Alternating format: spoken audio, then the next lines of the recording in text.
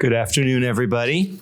Thank you very much for joining us at this session. My name is Jonathan Eyal, PhD 2005 in history and a longtime member of the Graduate School Alumni Association Council, which, as you may know, is the body that represents all of us alumni of the Graduate School of Arts and Sciences and also puts on this event today.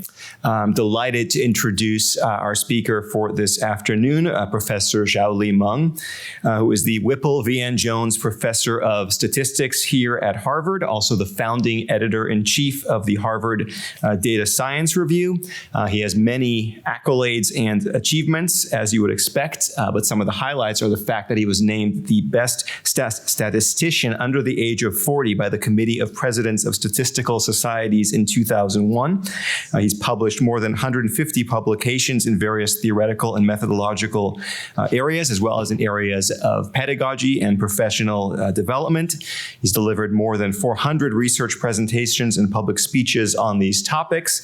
And he's also the author of something called the Excel Files, a thought-provoking and entertaining column in the Institute of Mathematical Sciences Bulletin. Xiao-Li received his bachelor's degree in math from Fudan University in 1982 and his PhD in statistics right here at GSAS in 1990. He taught for about a decade at U of C, University of Chicago, before returning to Harvard in 2001. He chaired the statistics department from 2004 to 2012. And most importantly for us today, he was dean of GSAS from 2012 to 2017. And I just want to say, having worked with Xiao-Li in his capacity as dean and in my capacity on the Alumni Council, that his deanship was really such an impactful time for GSAS, specifically in investments in the professional development of our graduate students. If those of you who are here might be thinking of attending the Harvard Horizon Symposium, which is happening this coming Tuesday right here in Sanders Theater. And so if you're in town, definitely feel free to attend. Well, that was something that was inaugurated under Xiao-Li's tenure, and it's really a lasting legacy of his commitment to graduate student professional development. So he was just really such an outstanding GSAS dean. And lastly, on a personal level, I will say not only was Xiao-Li an outstanding GSAS dean, he was also the most fun GSAS dean. I had not stayed up until 1:30 in the morning since my own time as a GSAS student, but at an event in Washington, D.C. once, Xiao-Li kept me up, I think it was a hotel lounge or something, till 1:30 in the morning. And I thought, this person definitely knows how to have a good time, as well as being a skilled academic and administrator. And he's just such an energetic and interesting speaker, as you'll hear in a moment. So please join me in welcoming Professor Xiao-Li Meng. Thank you.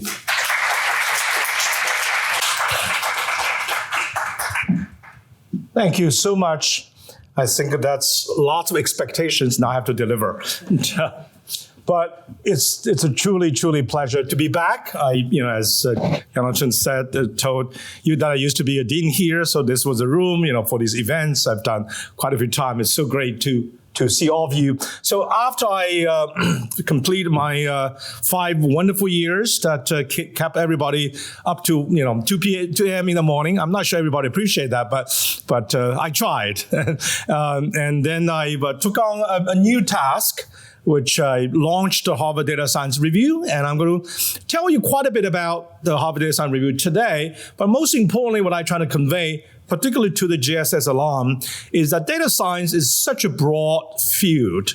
And there are so many different ways you can get into it. And I want to just give a broad sense about, most people see about data science probably start thinking about, well, that's kind of a STEM, right? That's a mathematics, computer science, maybe a little bit applied mathematics. You probably don't think about how that connected with philosophers, social science, all over the place, right? So that's what I try to convey today. And you probably can tell this slides is actually pretty kind of professional because it was my assistant made. I give a talk to a business analytics conference not too long ago. I'm just using the same set of slides. This is meant to be a broad talk, so don't be afraid if you, for example, didn't do well in your statistics courses. Okay, that's fine. That's entirely fine. I'm quite sure I can engage you today. So probably I'm going to start with a question. All right. Now, many of you have heard the term data science, or these days, probably the even fancier term is generative AI, right? All these terms, okay? Now, just take a minute, or maybe a few seconds to think about what does it mean to you? I'm going to ask you, all of you, and really I want to have some question and answers right away.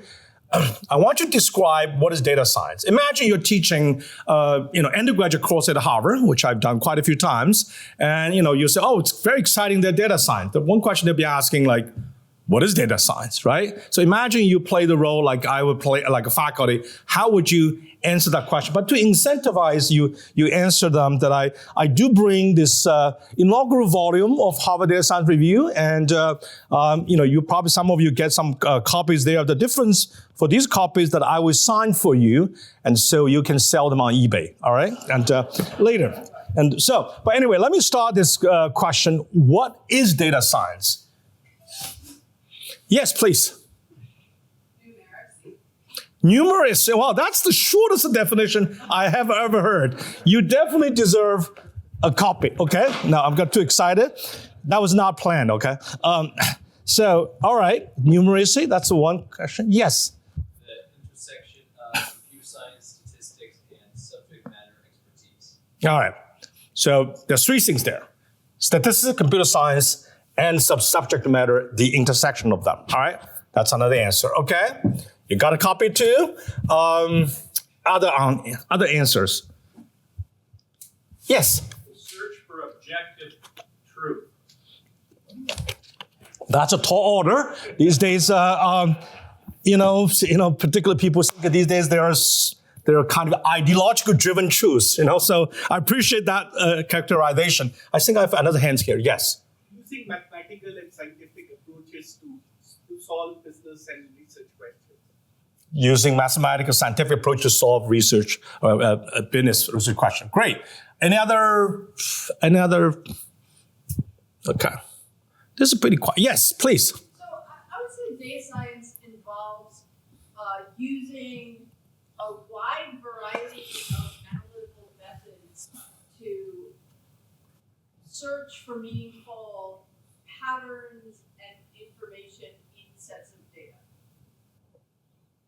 Great answer. It's using a variety of methodologies to identify some pattern, right? Data comes with all kinds of noise, signals, but you identify some pattern there, okay? Let me take one more question. And, all right, I think I probably exhausted all the questions, but I will give you actually, most people would say, well, it's a very hard question to answer. I will give you a definite answer today. Okay, I promise. And it may or may not be the one you expected, but that's the whole point of, convey what we do here. So I will get to those, but the whole idea today, what we're going to talk about is think about what a data science is, then really think about this whole thing being a data scientist. How do we train a data scientist, and how do we employ a data scientist? Now, I could not possibly have all these wisdoms. All the wisdoms comes from this collection of articles from Harvard Data Science Review. Okay? There are many articles I'm going to go through. Some of them very quickly. Some of them I probably spend a little bit of time on it. Okay. So here is if you go to the Harvard Data Science Review, you will see this front page. And we did get, in 2 years' time after our launch, we got the Pros Award from the American Publications. This is this Association of American Publication Awards, which I did not even know that association existed because I'm an academia, but everybody told me this is a serious award. Okay, so I was very pleased to get, because they recognize what we do is very important. So what we're trying to do here is, you probably see the kind of vision statement there.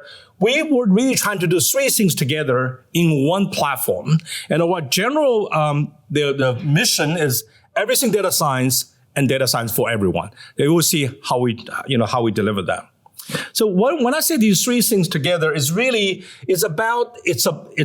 popular magazine, it's a leading education publication, as well as a premium research journal.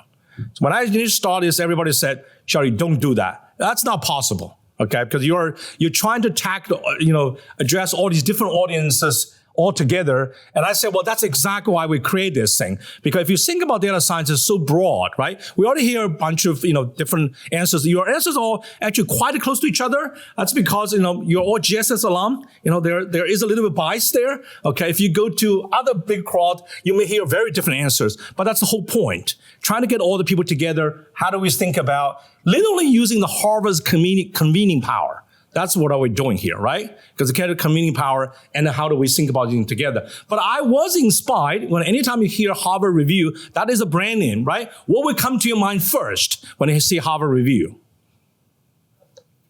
Harvard Business Review, right? Harvard Law Review, right? So this was the inspiration, okay? So the inspiration is Harvard Business Review. No, that's, they actually publish article on big data, and that's really more of a popular magazine. It's a must read for the industry leaders and business leaders, right? They're not publishing kind of a scholarly articles, okay? That's not their goal, but they are publishing articles will have direct impact, right? Trying to solve direct problems, right? That's a huge brand name, okay? And they have 100 years old. By now, it's like 105 years history, right? That's Harvard Business Review. So that was part of the inspiration. The other part of inspiration is the Harvard Law Review. For any of you who, if you're lawyers, you probably know that's a serious legal scholar journals, right? That's the ones that you go there to get all these previous cases, you know how they interpret these laws. It's a very serious scholar. So I want to do both of them. But at the same time, let's don't forget, university fundamentally is an education entity. So we have to talk about data science education. In fact, when I started to realize it is here, the education part has the most need in general. Many places start with data science master program. Harvard has one too, okay? I was actually the dean to approve it. And the funny story I would tell Jonathan was, they probably, I can tell the GSAS alum, probably was kind of money driven. So, master programs gets more revenue. So I approved them to have a higher intuition. Then actually my son ended up in the program, so I had to pay that high one. So it just comes the full circle. And literally my son graduated from the program. He's grateful, but I didn't have to pay a higher premium for that. And the whole idea of publishing the education part was the following. There are many universities these days. You can go almost any kind of major or even not major university. They have some kind of data science program, particularly at the master level. But I tell people, like, if you get them to let me to see their course of list, this whole list of courses, I can tell which dinosaur created this program. Okay? Because it could come up, if it's coming up from computer science, you will see what happens. Lots of computer science courses, then they add up maybe one or two statistical courses. Get some colleague to agree.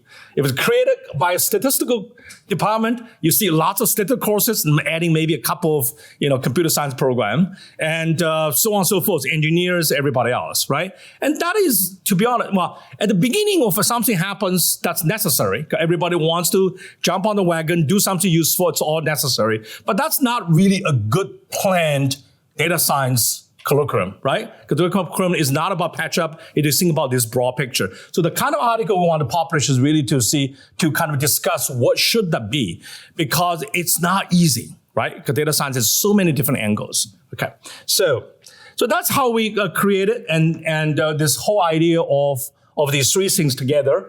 And we team up with MIT Press as the publisher. Now, I always have to explain to people why the Harvard Journal, Harvard platform goes with the MIT Press. I always tell them, it's not like Harvard and the MIT is merging, okay? Although historically there were attempts of doing that. And it's really just literally because the Harvard University Press only publish books and the MIT Press publish these, these journals. So we team up with them and we've been working for the 5 years now. This June, we're going to actually have a celebration of the 5 years anniversary of HDSR.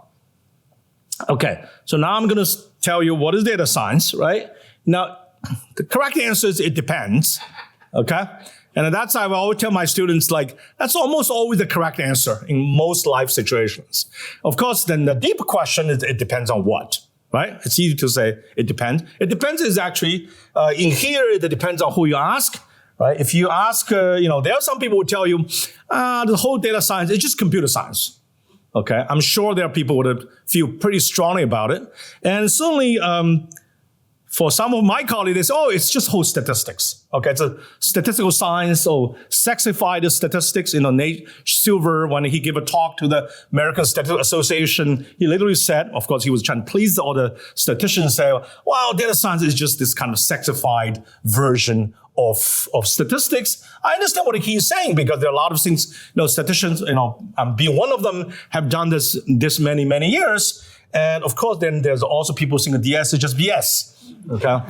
And they don't mean Bayesian statistics or business statistics, they mean something else. But seriously is that, how do we really thinking about what is data science? Which for me was a very concrete question because everybody said when you start a platform, a journal, you actually have really to define what it is because it will influence what kind of papers you will be, taking. So this was a very practical question for me. All right. So my first editorial, which is in this special volume, by the way, everything is online. We are Diamond Open Access. For those who don't know what that term means, Diamond Open Access means we charge nobody. All right. We don't charge authors. We don't charge readers. Although there's a whole problem. The whole problem is who's going to pay for it. Right. That's a separate question. Okay. So when I need to answer the question, that I really started thinking about. What is data science? Now, it's fortunate for me, I was previously trained as a pure mathematician. Mathematician has a way to define something. When they cannot do it, they define the complement. They define what is not. Okay? So if you read my editorial, I basically wrote about what data science is not.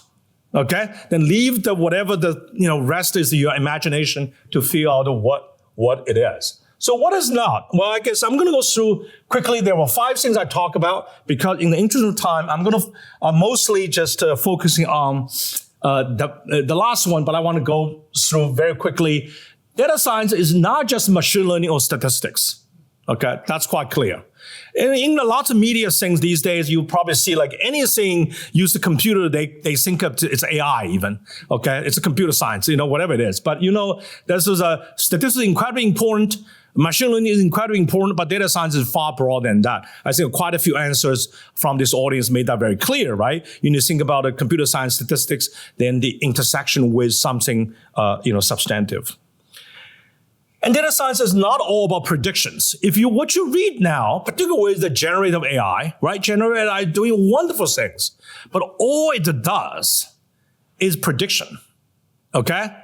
It's basically predicting a pattern, recognizing a pattern. Maybe it's able to recognize a pattern. It's far deeper, far complex than human minds can wrap around. But it's still doing the prediction. It's not reasoning. It's not to tell you why and how. Okay, so that's actually very important to talk about data science, not about prediction. The reason we have to emphasize this is, if you look at the machine learning literature, you will see machine learning is almost exclusively, up to now, is about predicting patterns. Although, I'm really happy to hear now there is a new kinds of a subfield data machine learning is coming. For example, they call it causal machine learning, inferential machine learning. People trying to see if they can do beyond just recognize the pattern. All right. There's a deeper philosophical question is like, where does a human's intelligence come from? It could possibly be that our intelligence is actually some kind of, pattern recognition itself. But I'm going to leave that aside because that's itself is a very interesting question. And data science is certainly not just about data analysis. The vast majority thesis written in statistics is about data analysis, right? You get the data, you analyze, you talk about all kinds of ways, fancy ways, parametric ways, non-parametric ways, infinite dimension, all the kinds of ways to analyze the data, okay? But I've been writing articles, and most of you would agree that no matter how fancy your method is, if the data coming with lower quality, you're not going to do much out of the data. So there's a whole issue about data quality and other stuff I'm going to talk a little bit, which is really very important, but unfortunately, the field itself has not really emphasized that much. this point is, I guess, for this group, particularly GSS, are very broad, right? Because we have, humanities, social science, even all the professional schools that you probably can understand why DS is not a discipline that sits merely with STEM, right? STEM is a science, technology, engineering, as mathematics. It's so easy for most students to come and say, oh, I don't want to be a data scientist because I'm afraid of math. I'm afraid of computing, right? I can't be a data scientist because seems like I'm afraid of that. But my biggest point is to point out, which is this one, I think is maybe slightly still controversial, but more and more people realize, well, data science is not a discipline at all. Data science is not a single discipline, okay? So I'm going to convince you in the following fashion, right? And there's a consequence of thinking this way. I'm strongly against to create a department of data science. Okay? I wrote articles about university when it starts thinking about that. You can create a school of data science. You can create an institute of data science, but don't create a department of data science. Why? I'm going to tell you. Well, there are science and the scientists, right? Have you heard about a department of science? Rarely, right? No major university have one department of science. There might be some small community college, they don't have enough fundings, they squeeze everything into one department of science. Why don't you do that? Well, if anyone say, well, what do you do? I say, oh, I'm a scientist. So great. What kind of science do you do? Right? Are you a biologist? Do you do, chemistry or do you do physics? Right? You still have a specializations. You don't lump this one science. Think about how I'm going to try and train a scientist. For GSS, this will be, let's say, suppose we created something called a Department of Science. What kind of courses are you going to offer? Right? Shouldn't they understand a little bit of biology? Should they understand a little bit of chemistry? A little bit of physics? Right? Earth planetary science, right? You overwhelm yourself. You will train lots of people who kind of know a little bit of everything, but they don't know anything with any depths. Right? That might be useful for some communication purpose, but that's not useful as a discipline, right? So that's, the same is true. There are social scientists and social scientists, but you probably never heard of a department of social science. There's a department of sociology, but that's not department of social science, right? The very similar thing is there are humanities, there are humanists, but I don't think you have heard of a department of humanities. Like, what would that be? Right? There'll be so many different things there, right? So the whole idea is my answer to this whole notion of data science, thinking about data science, just like thinking about science. Science is a collection of disciplines to address problems from the natural world, right? Just like a social science is a collection of disciplines to address the issues from a kind of social, aspect. So the data science is really a collection of disciplines study the whole digital world, right? So the way I'm thinking about it is really data science itself is not a single discipline, because that would be too narrow and that you do not cover enough. Okay. Now let me tell you that how we actually implement this. So once you have that kind of a broad vision, and in the first issue, which you will get this article in this inaugural volume, I invited a computer scientist to write about what is data science. And Jeanette Wing, she was the director of Data Science Institute at Columbia, and she did a good job. She became now vice president, right? In charge of broader. So she wrote this article, very short. It's not long. I tell people, to someone, 75% article in this volume has no Greek letters in it. Okay, so you shouldn't be afraid of reading it. So she wrote this article. She had this whole she called data life cycle, right? Starting from generation, collection, processing, storage, management, analysis, visualization, and interpretation. Okay, that's a kind of a pretty broad picture.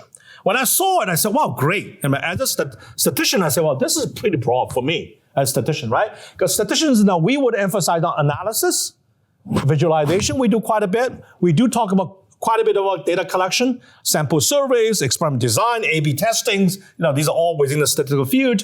But we rarely talk about processing, storage, management, all these, right? So I basically, I said, well, great. This seems like a very broad picture.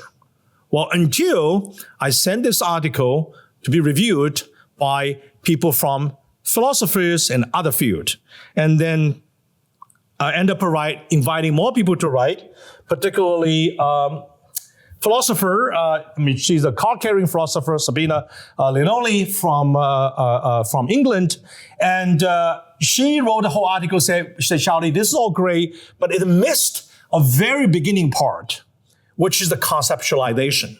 What kind of question you're asking? How do you measure those things? It's not about data collection in a sense is you already know what to collect. But you need to think about how do you even measure things? So if you read her article, again, is one article in this volume that you will see her biggest emphasis is there's no such thing as raw data. Now, when I initially read it, I said, well, I get the point, right? If you're a social scientist, as you probably some of you are, then you know that in social science, a lot of questions are questionnaires. You design a question, you ask people's opinion, and then you know how these questions are it's not really like what is the truth, right? You ask the same question to a same person, but one is before the wine, one is after the wine, they give you different answers, right? Morning, afternoon, right? So there's not really like a kind of ground truth. But then I talked to Sabina. I said, well, what about if I'm counting how many people in this room? Now, assume I can count, okay? That's actually a big assumption. I don't know how many of you have heard a joke about statisticians. There's 3 kinds of statisticians, those who can count and those who cannot. Okay. So I was asking Sabina, I said, well, what if I'm counting the raw data, right? Let's say 45 people in this room. Well, that's a hard number, right? She said, you're right. But you have to ask the question, why did you collect the data from this room? You did not collect them from the other room, right? The intention of collecting data is all part of your analysis. In the end, it will be important. And I really think that is really true. If you think about what's happening in this country, for example, right? Lots of news medias, it's not like what they report is a lie, but they can report it selectively. You know how the power of reporting selectively, right? You just get a distorted picture. And they say, well, I didn't say anything wrong. I didn't say anything right. This was for any of you, if you're a lawyer, you know why you need to say, I would tell the truth, only the truth, but nothing but the truth, right? You need to be careful not being selective, right? So this is the whole notion from the philosophy point is the intention of collecting data is always a part of it. But once you talk about intention, the human bias, judgment, whatever it is, all comes in. So you never trust something is truly objective, right? No, it's kind of a common sense, but when you put in this framework, you do realize how important that is. Now, equipped with that, I thought that was a pretty complete picture until I talked to information scientists. Many of you probably don't know what the information scientists do. And Christine Bogerman, she's a really terrific, a guru in information science. They come from the kind of library science angle. She wrote this whole book called Big Data, Small Data, and No Data, right? You should read it. And when she wrote it, when she looked at this thing, she said, Xiao-Li, well, this is all great, but you forgot one thing, which is that the data, once you create them, you analyze them, the data have shelf life afterwards. Okay? The data is not going to be just, done once, particularly expensive data. All the data government have created. And the problem is, that's why he wrote the lives and afterlives of data, because it turned out probably the hardest problem, one of the hardest problems. In fact, at this moment is incredibly important, especially with generative AI. And I will tell you why, is not the data, but rather the metadata. Metadata is about how the data was recorded, what judgment has been made, how it's going to be stored, what version control is, who's going to use it, for what purpose. The hardest part is we as data scientists, most of us, we do not record that. Or at least we do not record them systematically. We don't have a good guiding principle to record systematically, okay? But the problem is if you do not record those things, how do you ask other people to verify what you do?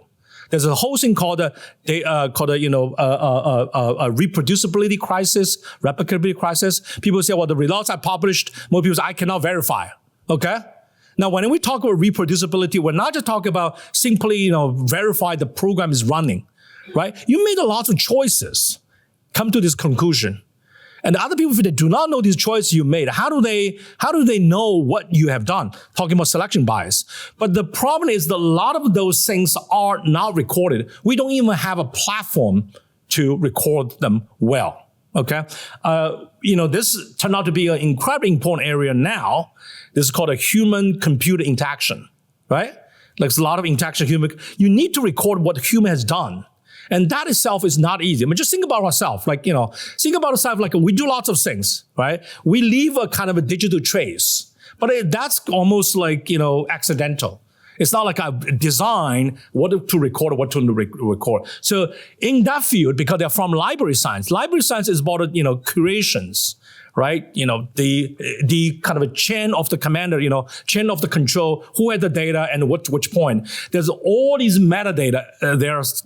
More people increasingly realize how hard it is to keep track of the metadata. Now they're trying to creating softwares, platforms to keep track of these metadata. And most of us, really, we have no training to how to keep the metadata. Okay? And that is turned out to be a huge educational purpose.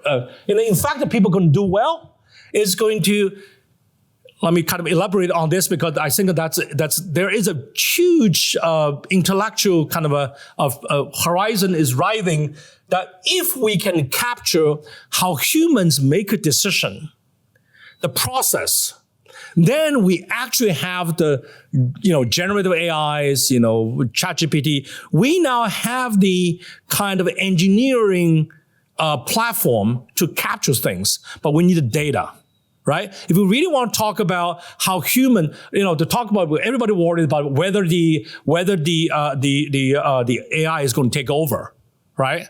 Not now, because they don't have data to train how humans thinking this. If they have if we capture how we think about all these processes, if we do have those things, and then you can see the ways to finding the pattern, right? And we're not there yet. We're far from there yet. So that's why I think this whole process, let me put it this way. When we did this like 5 years ago, generative AI is not even in the scene, but there's no such thing in ChatGPT. But things happen so quickly. So these people are really visionary in terms of thinking about this whole process. So I think the key thing I'm emphasizing here, anytime you think about data science, you should think about metadata science. In fact, I'm creating a new column coming out of HDSR called the metadata science. Okay, the metadata science is about how human process data, right? But of course, there's a really interesting infinite regress because once you know how people process the metadata, there's a question is that's on top of that, how people process the human metadata. There's a metadata, right? So you will see that's the interesting part. But a lot of those things are actually, what got me very excited about working on these things, I realized, particularly recently, thinking about these generative AIs, we're truly integrate the STEM with the social science with the humanity. Right? GS is always about that, right? GS is always about we do all those things together, right? They're not a silo disciplines. But if you think about it, it's not a kind of a coincidence. It's not an incidental that the advance in the AI is through the large language model, right? Language is this very, I think you study humanity, you understand language, right? Language has always been treated as kind of a, gray, rich, but very vague. There's all kinds of duplications, all kinds of rules. But, the large language model is trying to create a platform, be able to organize those things. So I do not think that it's a coincidence to think about the advance we made is through the language, because the language itself is so tightly closed, connected with the human intelligence, right? And so basically what I'm saying is that there are new fields, for example, prompt engineer. Some of you probably know, you all become prompt engineer every time you try to get ChatGPT do something for you. You're trying to fool it, or maybe trying to prompt it. But how do you do that systematically, right? And that kind of training definitely will take the training on the understanding the language, understanding on the machine learning. So I think, I'm basically saying for GSAS itself that you may see new PhD program coming out. And I think a prompt engineer will be, I won't say that will be the name stays. You never know, these things happen so fast. But anything about how thinking about the interaction between language and these platform is definitely going to be there because there's such a demand in the industry as well as intellectually. Okay, so those are things that I think we definitely should really should really think about. Now, I'm going to tell you this part is kind of a half joke, half serious that before I switch to the next part, which will be focusing on these articles in HDSR, but mostly from the business angle. I was in this National Academy of Science had a conference. Probably was just before the pandemic. It's all international conversation on AI. That was before the whole ChatGPT thing. And during this presentation, there was one speaker put out these slides, and I didn't get it whether this was meant to be a joke or this was a real story. But whatever it is, there's something really interesting for us to think about. And he said there was this one university, when it advertised its undergraduate program trying to attract students to their program, it says that if you want to solve all the problems in the world, major in computer science. Okay? Now, I see someone's hand. I was a statistician there. I said, what about statistics? What about economics? But wait, okay? The university was very clever. This was an advertisement for the undergraduate program. When they advertised for the PhD program, it says that, but if you want to solve all the problems created by computer science, then you should be graduate students in the Faculty of Arts Sciences, which I think you understand. Now, when I look at this, I was laughing, but then I realized there's some truth to it, right? Without computer, we certainly won't have any of the stuff we have to do now. And the computer has created all kinds of problems for us. And I think this is even more true than before. But this is just to say that this whole notion about, data science or generative AI is a really truly, a really broad thing. And for us, for the GSAS itself, it's just perfect because, we just have so many disciplinary expertise we can apply. Now, so now I'm going to switch to a bunch of articles in Harvard Data Science Review. Very early on, we published an article interviewing the two co-chairs, Laura and the hero, that there were two co-chairs of the U.S. National Academy of Science. They had a committee trying to study what kind of, the courses we should offer and at the undergraduate level, and I had them wrote the article interviewed by my co-editor for the data science education, Rob Liu, which unfortunately had passed away, as many of you probably know, and was really sad. But the two things I want to show is one is that for this committee, they really got it right. In the end, they say, no matter what you think about data science or undergraduate education, the purpose is to help the students to gain what they call data acumen.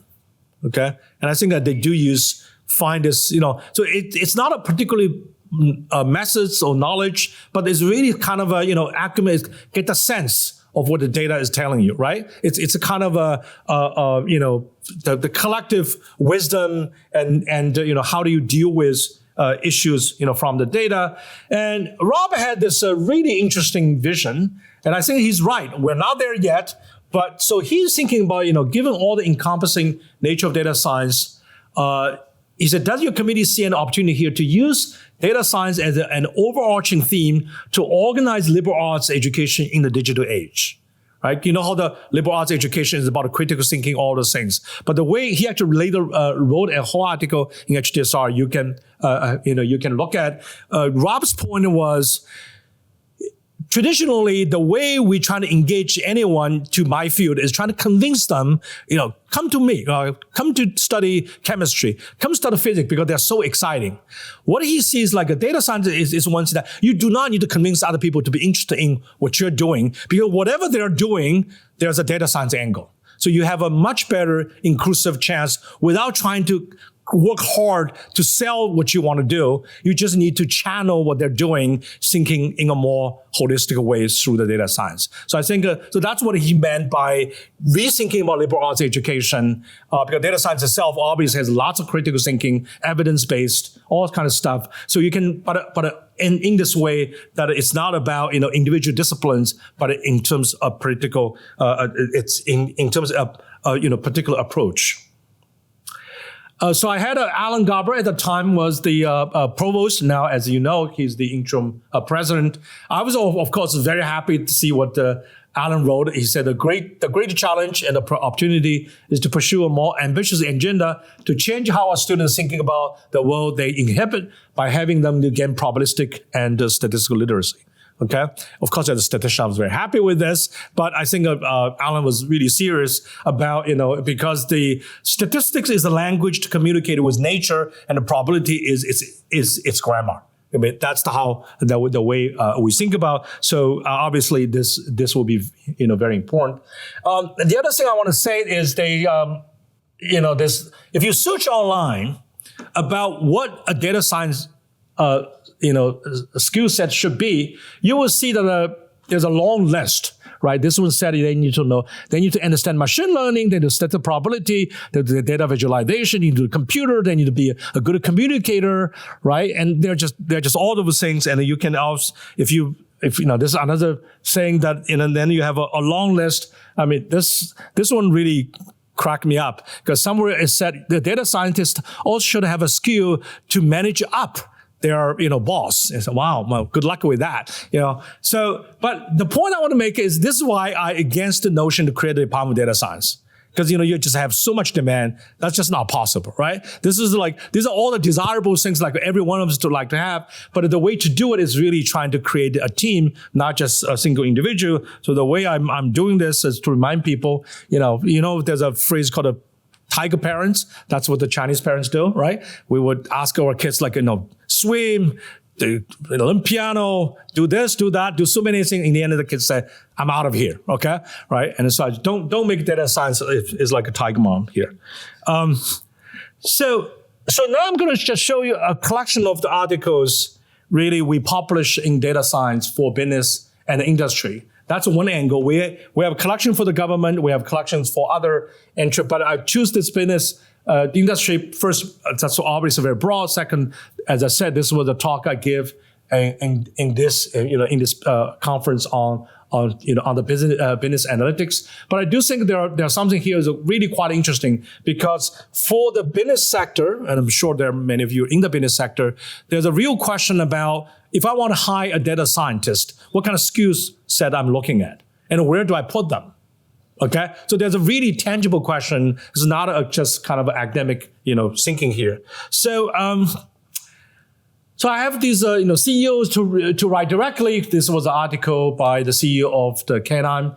And so, what does it take to be a successful data scientist, right? And I'm not going to go to all these details, because I think I tend to talk too much. What time's now? We still have another 2 hours? No, okay. 10, 15 minutes, that's fine. And I want to leave some time for more questions. Okay. So I'm going to go through this pretty quickly, but a few of them I'm going to pay more attention to, some details. And so the emphasis here is really, these are the highlights. What's very interesting is it's really emphasized something called a gut feeling and the data acumen. Okay, that's literally what they say. In the industry settings, that often you need to make a decision. You see the data, you need to get the gut feeling. Now, it's very hard, right? We don't teach gut feelings.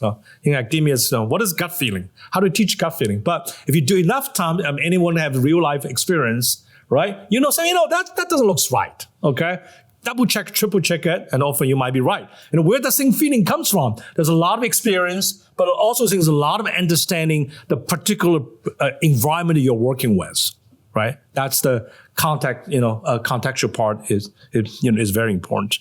Okay, and then people ask, is data science education a jack of all trades? And exactly because the problem was, data science becomes so broad that if you just could generally have higher data scientists, then you really run into this problem. So, the emphasis of data science teams. So basically the emphasis here is do not try to hire one person to do all those things, but essentially to form a team. It's a very common sense thing, right? It's just like when you're building a building, you don't hire one person to do all these things, right? You have a general contract, and then you have all the specialties, right? But it's very important. Someone needs to do all the coordination, okay? And that's incredibly important, right? So data science with a mixed expertise in professional setting and can mimic in practice, centric education.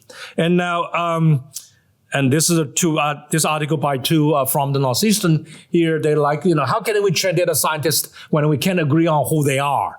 So what they did was, this is very, very practical. They actually studied. The paper's coming. They actually they did lots of surveys and talk to industry people. They take that as a research question, essentially to come up with what should be the titles are, and what are the skill sets should be. So they actually create a kind of a document based on the data they collected, talking about if you are in this kind of a track and this kind of skill set you have. They basically did almost like a marketing research from this. So it's all at Harvard GSAS Review. Okay, you can look at. Again, I'm going to just go.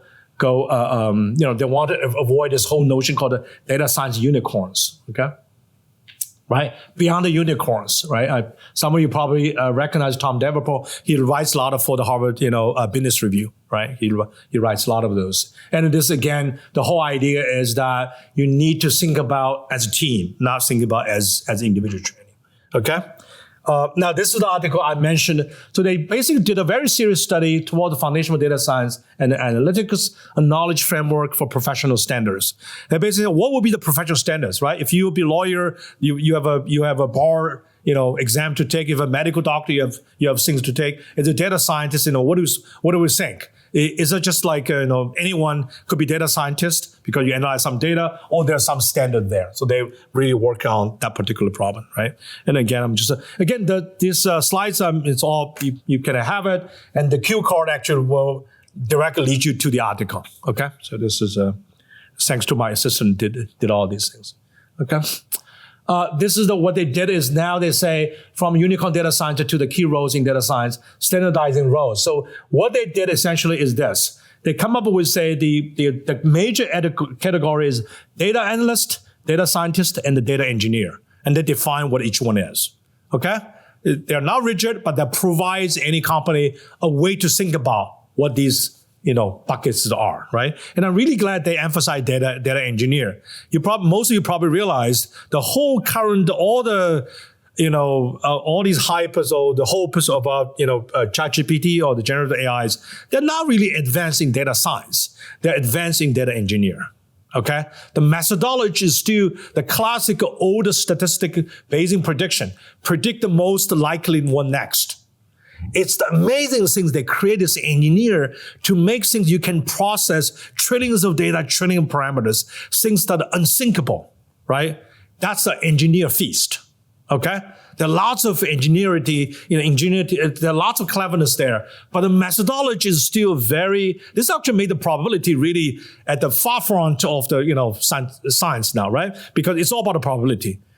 Take what's the most likely one. Now, you have to be a little bit careful. Most likely one may be a little bit overfitting, so they actually do a little bit tuning back. They will inject a little bit noise so you don't overfit. Right? There's a little bit of thing. But all these principles are known. It's not like we suddenly have discover new way to process data. Okay? We just have a new way to process vast amount of data. Right? This also leads to the whole question. In the end, all the competition, at this moment, it's still like who can handle more data. Eventually, the competition is who has better quality of data. Okay, the engineer will be there.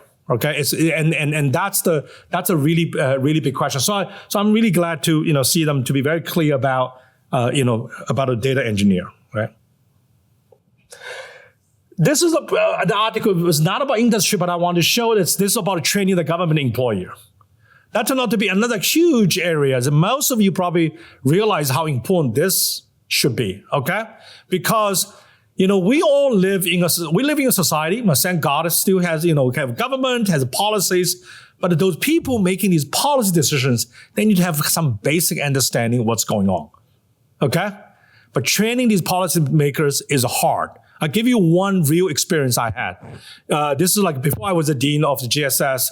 I joined on behalf of American Statistical Association, I joined the American Mathematical Association, go to the Congress to lobby lobby Congress to give more funding from NSF, National Science Foundation, for science, for education, right? That was an eye-opener, experience, because I was there. First time, for some reason, I was teamed up with someone, another statistician from Louisiana. So it was Massachusetts and Louisiana as a pair. So we will be always sending to see the, Louisiana representative and the Massachusetts representative, okay? Now, first we thought we're going to see these representatives. Good luck with that. You don't see any of them. You see their interns. You see the people just graduated, seriously, just graduated, okay? Very young, smart and everything. But they really, and every one of us will only have 15 minutes, right? And the decision, whatever you're saying, is that can you convince them they will take whatever you said to the congressman or to the congresswoman, okay? If they don't, you're dead. That was the experience that gave me, when I come back, I realized how important it is to have the general education. Because during all these visits, there was only one young person, probably 20-some years old. He looked at me and said, "Oh, I heard about probability." I'm not kidding. That was the level, right? He was listening to me. He said, "Oh, yeah, I heard about probability." And the other funny part was we visited John Kerry's office. Okay. By the way, John Kerry is such a fan of JFK. All the pictures in the room is all about JFK. Okay. We never saw John Kerry. But at the moment that we left the office, we just heard the next group come in. And the next group, guess what they do? They represent the Cape Cod shrimp business. So they will start talking to this, young lady about shrimp business. So I was sitting there talking to my colleagues, like, now we're competing with shrimp, right? I mean, literally, like, which one the person feels like more important. That's the level. And so training these government, this level is incredibly important, because it's very hard for us. If I didn't have the experience, you don't have the experience. You don't think all these major decisions, things are made in that level, but that's how they operate, right? It's impossible. They have so many people coming, right? The other experience I had was really quite incredible, because remember I was teamed with the representative from Louisiana. When we went to the Louisiana office, there was a staff person there, and she looked at me and the other person. She was asking the leader, say, who they come from? And I said, well, this from Louisiana. She said, fine. So this guy is from Massachusetts. She looks at me and said, why he's here? Because I'm from Louisiana. But they said, well, no, that's the way we organize it. He said, no, it doesn't matter. Out. He literally just told me out, because they don't talk to people who are not represent their state. It's just that kind of level. I would say, wow, that's a true eye open, right? And then, it's all the people. There are a lot of people making decisions. It's not what we think. So this is where I have to come back. I really tell my colleagues, say, how important we do this education. You never know that kid sitting in your classroom. You impress him or her. That's the one next time is going to say, oh, that was a good professor. I should have get his message out. I mean, I'm really serious. Because that was a great experience, and I should not tell too much story. 2 minutes coming. This is how they train the government problem. That's a huge problem at this moment. Government is facing a tremendous problem that they have trouble to recruit all the youngsters to the government agency. You probably know why. Okay, they talk to me. I say, even academia, we have trouble to keep them. My industry is so attractive. Not just money, have all the power to the computing, all the interesting data set, right? So the government is having lots of trouble here as well.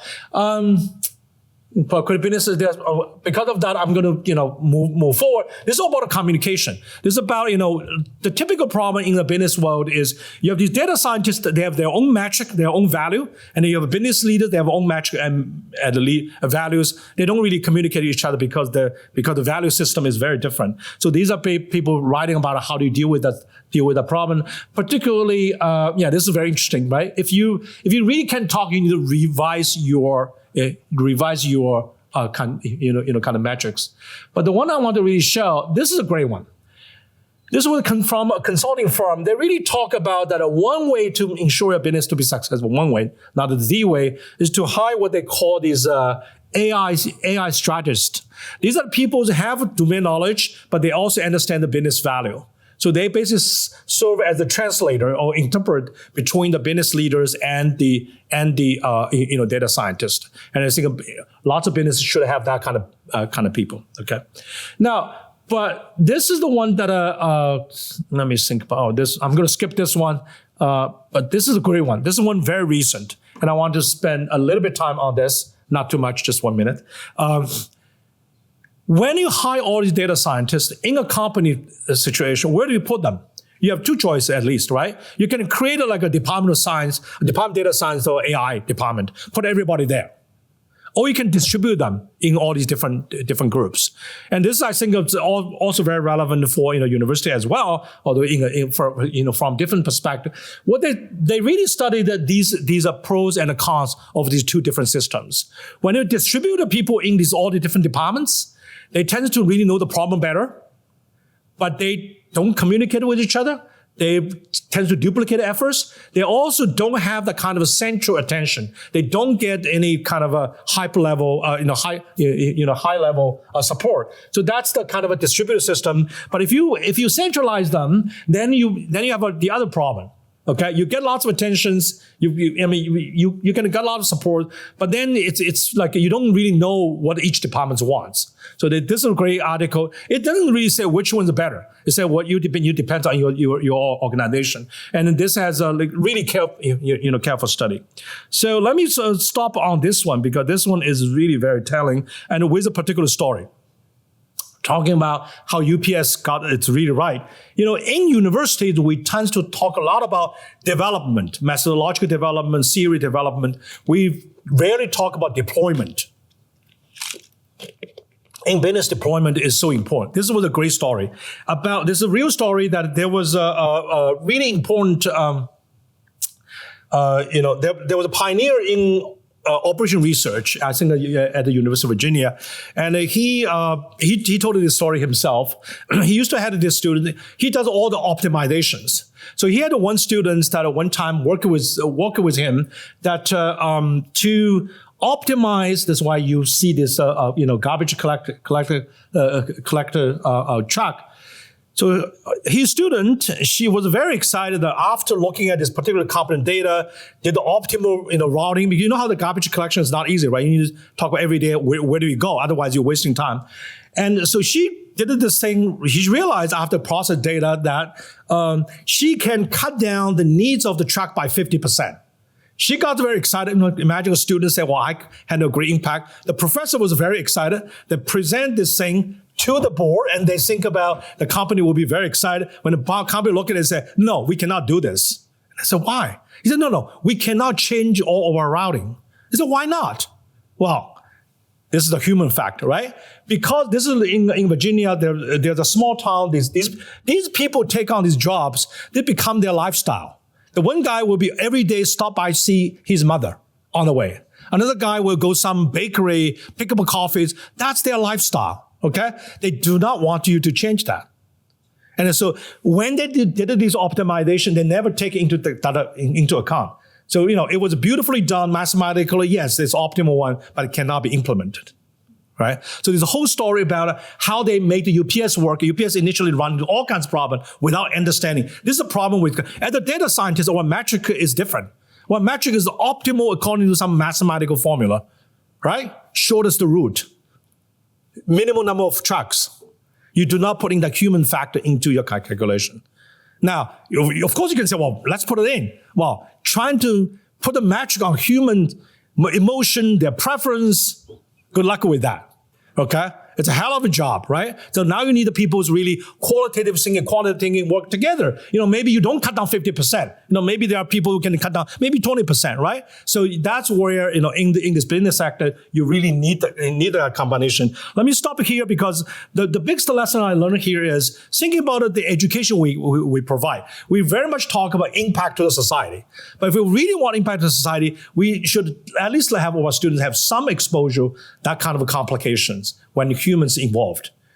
At the end of the day, human always creates a lot of job for ourselves because we're such a complex animal, right? Thank you very much.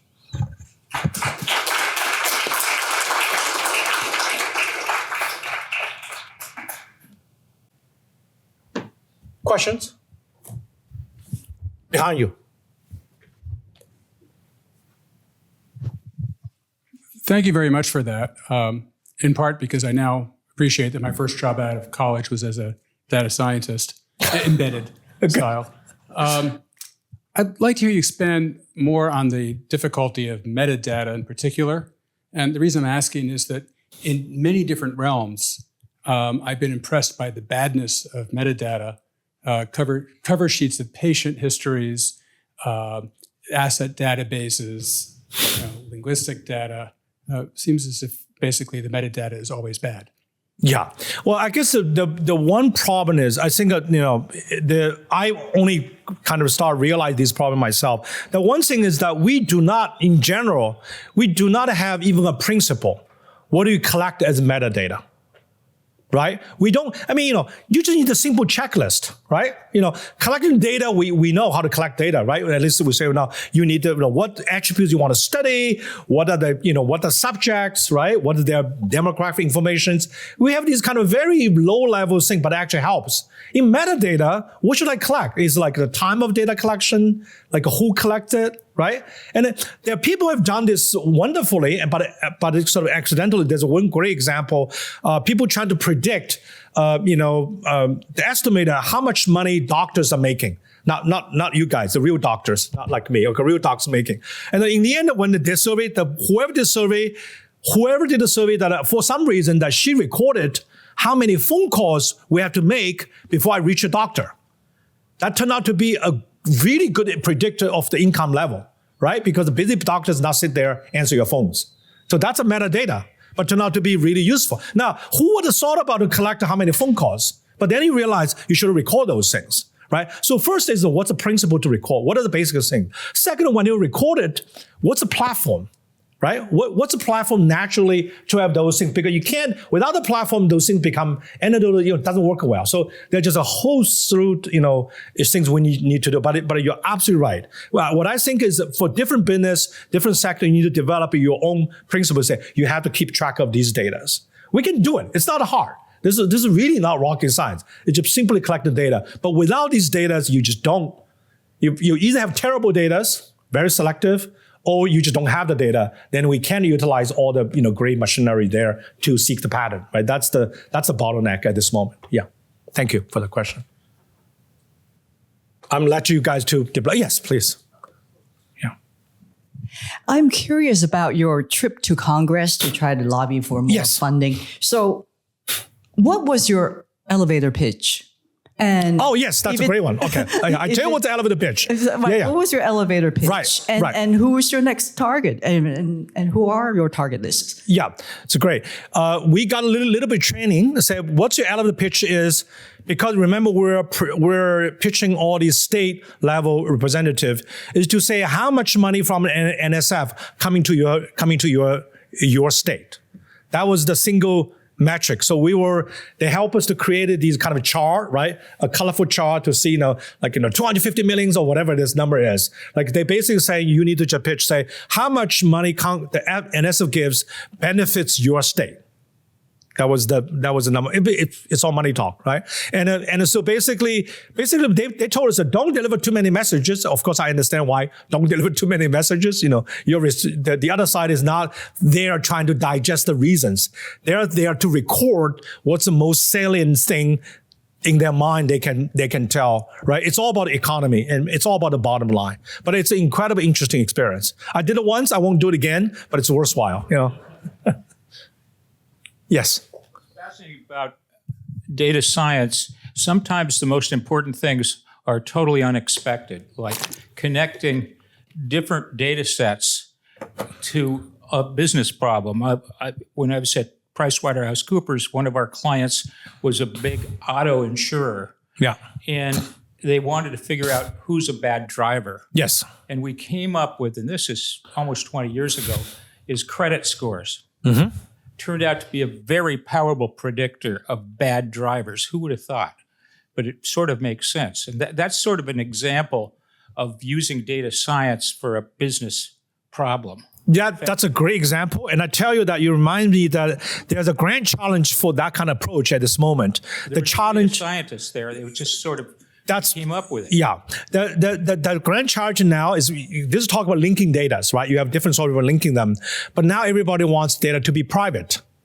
Okay. So what you do is you inject noise. There's a whole thing. Actually, I have a special issue here. 2020 census, you did something called defense of privacy, basically saying before they give you data, they inject noise to it. Okay? But then the question, how much noise you will inject? Well, once you inject noise, even without inject noise, it was very hard to match people. Your name could be spelled different ways. Like for my name, there's a hyphen without hyphen, right? But now they inject noise. Like think about how you do that. So there's all these fascinating, challenging problem. But you're absolutely right. That was linking data is one of the biggest problem. We had a whole article on the data linkage. Yeah, that's on the big area. Yeah. Thank you. I had just a more basic question about data science. As you said, it's an interdisciplinary approach. Where is Harvard's master's or advanced program in data science? Is it in the School of Engineering? I have a nephew in Columbia. He's doing data science. He's in the School of Engineering. My son wants to do a program in master's in data science. He's at UPenn. I think it's in the computer science department. So I'm getting confused now. Typically, where do these master's programs and advanced programs, where do they typically live? Given, as you said, it's an interdisciplinary. Yeah. Well, the correct answer to you, it depends. It depends which school you're in, and I'm serious because essentially it's in variety of places. It depends on. Essentially, one thing has been determined. This thing is very interesting. Depends on which department has some faculty that are much more entrepreneurial, wants to take a leadership to convince other departments to join them.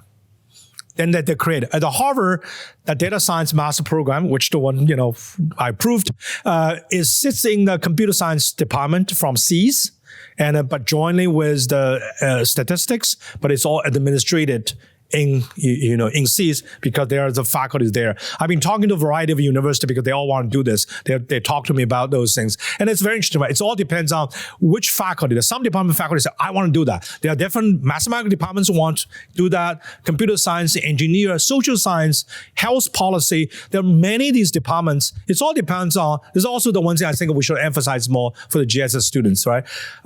It's all about entrepreneurship. It's about somebody say, I'm willing, because it's important enough to me, I'm willing to take a leadership. I mean, the hardest part of probably you guys would appreciate in university is to convince your colleagues that whatever you're doing is worthwhile their time, not your time, worthwhile their time. It takes lots of negotiations, and most faculty probably don't want to do that. But, every university has some faculty say, hey, I want to do this because I see the benefit of this. So it's a variety place. I mean, if you really look at it, you can find almost anywhere you can have these data science programs. Yeah, that's a state of nature at this moment. Yeah. So I think my question is a pretty good follow-up. It might sound a little random, but I was curious to know your personal path. I mean, just a little bit. Yeah. Because you said your background is in mathematics. Yeah. How you got into data science. And I'll tell you why on your wonderful chart that looked like a sunflower.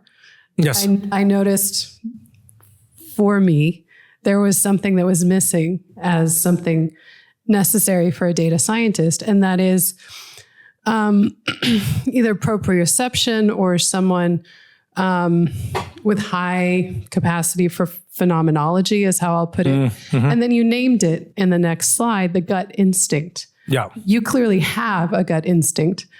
You said that can't be taught. I've actually carved out a 20-year career successfully teaching that. Oh, great.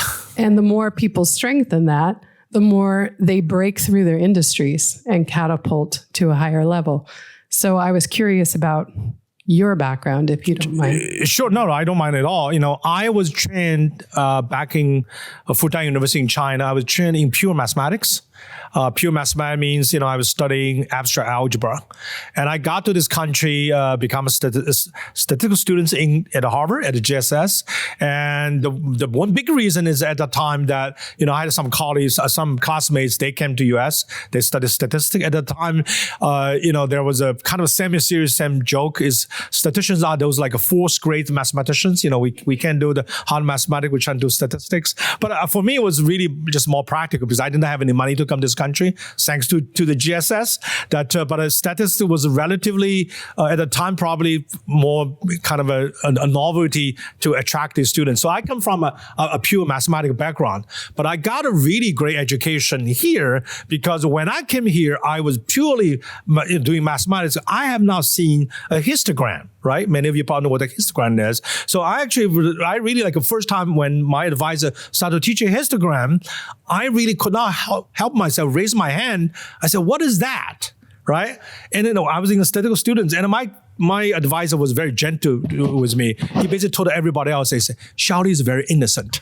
That's what he said. I still remember that line, right? So basically, essentially, I just kind of learned by this thing. At the beginning, I was doing more mathematics. Gradually, he gave me some really mathematical problem. In the end, when I solved the problem, I went to him and I said, Don, why did you give me the problem? The problem is not interesting. Then at the moment, he said, Xiao-Li, you just learned, right? You have a taste now. You know the problem was not interesting. So why did you give that to me, right? Well, we never published anything because he wanted to train me. So then I started developing things. Then he got me into working with the U.S. Census Bureau. That's how I had quite a bit of background on that and dealing with missing data. From dealing with missing data, I started doing algorithm, doing Bayesian modeling. Then I went to University of Chicago. Because I was doing all this missing data stuff, I got recruited into NORC, National Opinion Research Center, because they do lots of survey. I started doing surveys. And then, because then people invite me to give talks on those things. They say, oh yeah, you're interested in the kind of a more social science related because it's surveys, more social science. Then I get myself into more of those. And, my path is kind of a pretty random, but I think of what I appreciate is the university setting, particularly like GSS, right? And Chicago is that way. It's the broad education that means that I can go almost anywhere as long as I have my curiosity, which I still do. I hope I still have my curiosity. So when I start this thing, is all purely my curiosity, right? And now I'm actually doing data privacy. I'm doing this AI stuff. I'm doing a lot more. I'm working on global poverty because using deep learning. All the stuff is just one thing linked to another. But I think the bottom line, I do think it was not organized. But I think the opportunity we have with a possibility connecting with different fields in a university setting is really very, very beneficial to me. Yeah. Thank you. Yeah. Xiao-Li, you mentioned earlier the case of a student who comes in and says, I'm scared of numbers or I don't know. Is there a path for someone like that in the data science area these days? And what kind of path would it be for someone who maybe is coming from philosophy or literature? Yes, absolutely. I would give a two-part answer. First is that because, for example, when you say coming from philosophers, well, I can direct them to the paper written by philosophers. Say, read, that's a philosophical article, right? I tell you another problem I've been working on is a truly philosophical question, and I think every one of you would appreciate why that's important. It's a whole notion called, individualized medicine, right? Personalized medicine. I started studies about 10 years ago. I was very curious, how do you accumulate statistical evidence when something is an individual? Right, the whole statistics is always collecting enough people, learn the pattern, but now you have to talk about individual. I certainly cannot, collecting data from you before I treating you, right? So that immediately getting me into this whole notion of what is individuality, right? You really go to, Aristotle time or Plato time because they all think about the forms, what's being similar, what's being different. So I actually started working on this. I've actually wrote an article, how to put a mathematical framework on this more philosophical concept, right? So that's definitely one way to go. The other way I would say, when people come in and say, I'm very afraid of math, everything that's fine. I classify statistics into 4 different branches. Theory, right? Theory, I don't mean just mathematics. Theory kind of philosophical thinking is theory. Causal inference is theory. Methodology, developing estimations, testing, right? Application, computations. And then applications. But when the students talk to me, I will ask them, which of these 4 you are most interested in? Which of these 4 you think you can make the biggest impact? Now, there'll be students say, Professor Meng, I have no idea, right? If they have no idea, I always recommend them 1. Can you guess which one in these 4? I always recommend the 1. Computation. Why do I do this? When you do computation, you can always have some output. You see your product, you build a self-confidence. Well, for these students, it's not about doing anything special. It's build a confidence that I can do something. Computation is always when you can have something in your hand. Yeah. So I have a question for you around how do you think about teaching communication and negotiation for data scientists? I think a very real example for me is I actually came from the data science program here. And one of the big challenges that I'm facing right now, I'd say, is, okay, everyone in the data science program knows what, like, for example, an imbalance classification problem is, an F1 score. You go and try and tell that to the CEO of the company, no idea what you're talking about. And that isn't something that, I've seen as much being taught at this point. So I'm just wondering some of your thoughts on that. Absolutely. Well, first, the communication part, I think we have done more than negotiation. Negotiation is another skill here. I won't touch that. I mean, I think the programs like a GSS, right? We have a Harvard Horizon program, for example. It's really for the communications, but it's still a kind of different communication. I know what you're talking about. It's very much like one of the articles. Because you need to, the communication part, the hardest part is in the academic setting, we kind of understand the other side's value, what they want. They want to understand your problem. But that's not necessarily is in the business setting. They want to see can what you're doing is going to change my bottom line, right? So you need to know their value. Very metric. That's a hard part. I mean, we're doing more. I think the part we're really missing is the negotiation. Okay, negotiation is really harder than communication. Communication sometimes is still one way. Negotiation is the other way. Now I tell you why negotiation. I have a student, absolutely fantastic student from Harvard undergraduate, and he was so good. We wrote a paper together, and now he's in industry. He's working with a startup company. I was telling him all this stuff because I talk to him often, and he said, "Well, Xiao-Li, there's one big thing missing here." He said, I spend the most time is to negotiate to get the data. We're not talking about collecting the data is all there, but the people don't give you data. Why would they give you data, right? Data is a few, data has privacy issues, there's no incentive. How do you negotiate them? How do you value proposition, make them? So my answer to you is that we do not do well. I think this is really for all the GSS people here, that we should have created seminars on negotiation, right? Negotiation is also, as you know, very important in life, right? Relationship is negotiation, right? So I think that we should really teach a lot more about negotiation and using these real examples. And in fact, if you think about the prompt engineering is you're negotiating with the machine. You're literally give this thing, it doesn't work, you're putting another in. Yeah, so that's the area I think we do communication better than negotiation. Negotiation is something is great point. I don't think we teach that much at all. Yeah. Okay, I think we are out of time. Thank you so much. Can I negotiate more time here? I don't think so. You see, that's a hard one. You said don't think so. Xiao-Li, thank you so much. I think you can see now why he is such a gifted educator, and also seeing how information literacy of all kinds is such an issue for our times. It's such an interesting way to look at it. And I also want to assure you that he is exactly like this at 1:30 in the morning. That's scary, though. So Xiao-Li, a small token of appreciation for you right here. Thank you very much. Thank you. Thank you very much. Thank you. Thank you very much for attending, everyone. Just want to mention that, first for those I do sign for you. But if I run out of copies, I think you can go to register. They have a list, and we will send. I have plenty of copies to send all of you. Okay, if you want.